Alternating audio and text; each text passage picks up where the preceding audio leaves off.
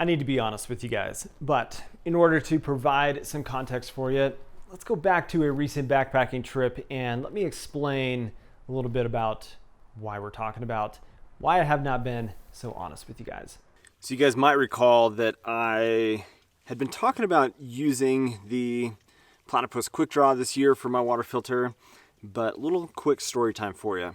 I had an issue with the first one that I purchased where for some reason, maybe I didn't clean it out properly or it was still wet, but when I put it in storage and then I opened it up a couple months later, it was full of mold. So that went in the garbage and I bought a new one, and then prepping for this trip, I was basically getting the filter ready, and I looked in the inlet side of the filter and I noticed that one of the strands was broken on the fiber filters. It was just like kind of sticking straight up. So I was like, I'm going to do an integrity test after I get this all prepped and the membranes and stuff wetted out.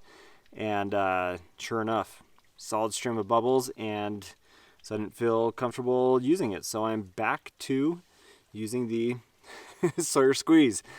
No, I'm not here to be dramatic or to create something super clickbaity, but I do want to talk about my experience with the Platypus Quickdraw and why I have, for now, gone back to the Sawyer Squeeze as my primary filtration filter option.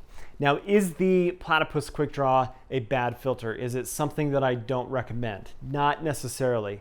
My experience with this has been overall pretty positive. My initial experience with it was super frustrating because I made the personal mistake of failing to prep the filter for use in the field, and that led to the filter just not functioning the way that I needed it to when I was out on a trip. Then when I got home from a trip after that, I was in a position where I needed to just basically put this in long-term storage. And so what I did is I did the whole bleach solution thing, ran water through it, and made sure that it was essentially ready to go for when I would pull it out of storage for my spring trips. Well, like you heard me talk about, I had an issue where I thought that I had let it dry out enough, and turns out that was not the case.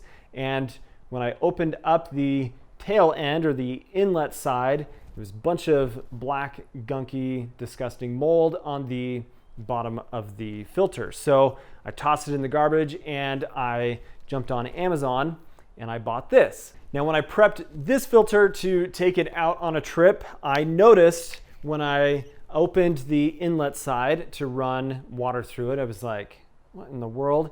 There are broken strands on the bottom of the filter. And I'm like, that can't be something that is normal for the construction of this filter. So I ran as much as 20 liters of water through the filter to absolutely ensure that the filter fibers were 100% wet and not going to give me a false negative on my integrity test. So I was like, there's no way that I can go into the field feeling comfortable knowing that there's broken strands on here. So ran the water through the filter, and then I did an integrity test. And when you do that, you're supposed to be able to run water through, look on the outlet side, and there's supposed to be no air bubbles coming up through, just a straight, like, constant stream of water. That was not the case. I had a constant stream of bubbles, and I did this 3 or 4 times and just determined that from the factory, brand new filter, this was compromised and I could not trust it. So that is why I am back to the Sawyer, because I am waiting several weeks at this point for Platypus to get back to me about a warranty claim. Now, could I just purchase this for the less than $30 again, go through the same process and have a good filter and know that I'm good to go? Yeah, I absolutely could do that. But something about knowing that I can pick up my Sawyer Squeeze, I can know that it's going to be reliable, it's going to have a good flow rate, it's lightweight, and I can trust it, makes me feel a lot more comfortable while I still wait for Platypus to get back to me about a warranty claim on this filter. That's probably been the most frustrating part of this for me, is I've heard of other people that have had issues with either the filter itself or with the water bag that comes with the Platypus. And that's fine and dandy. Like, things are going to have issues. However, it's the amount of time that it's taking for them to even respond to a warranty claim. I get that it's only a $30 piece of gear. This could easily be purchased again and I'd be okay.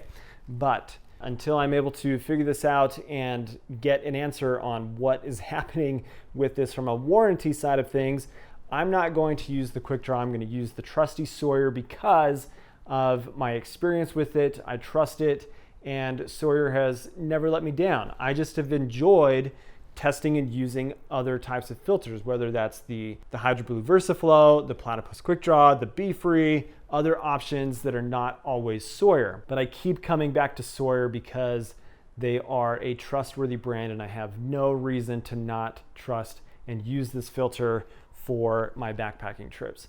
So that is why I have essentially lied to you, because I said, hey, for 2022, I'm going to be using and testing the Platypus Quickdraw. And you may have noticed that I've been using the Sawyer. And whether or not you've even noticed that little finite detail in my videos, gearless loadouts and things, that's fine. But Sawyer is what I'm primarily using and will continue to use until things get figured out, because I would love to get an answer from Platypus instead of just saying, well, it was just a dud and I'll just buy a new one and that's okay. Like, I want to hold some accountability to Platypus with a new product out on the market. See what I can figure out and find out and maybe share with you guys on that experience. So insert the Sawyer Squeeze. Love this thing. And hopefully I can say the same thing for the Platypus Quickdraw moving forward over the long term. But that's where we're at with water filtration. So thanks for watching today, guys. If you're not subscribed, you know what to do. Hope you have an awesome day. See you later.